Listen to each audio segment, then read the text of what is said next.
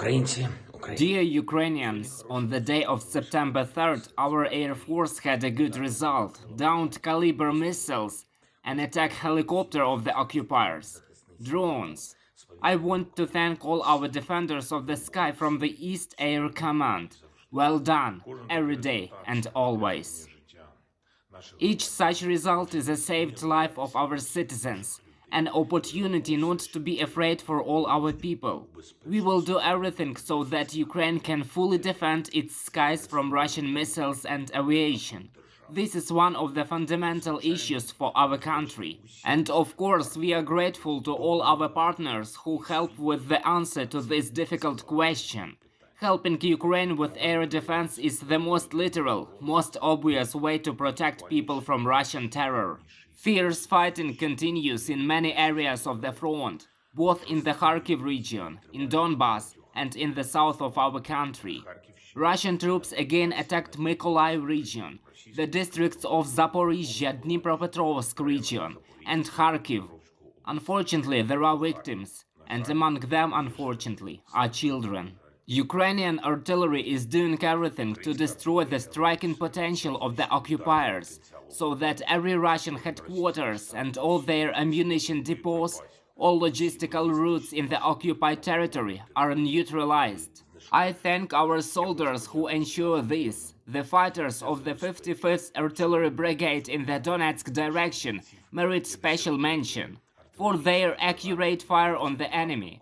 I am grateful to our intelligence and the security service of Ukraine for the accuracy of our answers regarding the positions and objects of the occupiers. Unfortunately, on September 3rd, we had an absolute unacceptable event in the city of Chernihiv. In the afternoon, an explosion rang out at a public event in the city center, and a grenade launcher went off. Children are among the victims. The little boy is now in serious condition, in intensive care. The law enforcement officers should find out as soon as possible why this happened, who brought combat weapons to this city event. All those responsible must be brought to justice, and they will be.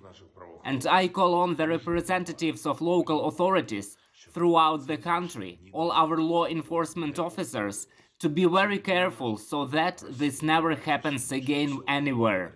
These days Russia is trying to increase the energy pressure on Europe even more. Gas pumping through the Nord Stream pipeline has completely stopped. Why do they do this? Russia wants to destroy the normal life of every European, in all countries of our continent. It wants to weaken and intimidate the entire Europe, every state. Where Russia cannot do it by force of conventional weapons, it does so by force of energy weapons. It is trying to attack with poverty and political chaos, where it cannot yet attack with missiles. And to protect against this, we all in Europe need even more unity, even more coordination, even more help to each other. This winter Russia is preparing for a decisive energy attack on all Europeans. And the key answers to this should be two things. First, our unity in protection against the terrorist state. And second, increasing our own pressure on Russia. This includes increasing sanctions at all levels, at limiting Russia's oil and gas revenues. The more strikes we all make together, the fewer strikes these terrorists will be able to make. Thank you to everyone who defends our country. Thanks to everyone who helps us. Glory to Ukraine. Слава Україні!